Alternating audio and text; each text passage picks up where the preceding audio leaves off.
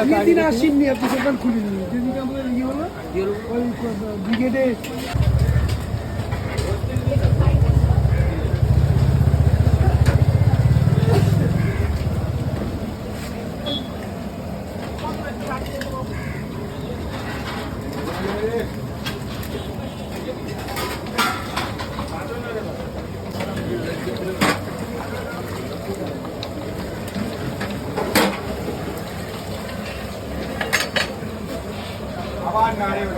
এটা তো দারুণ দেখতে।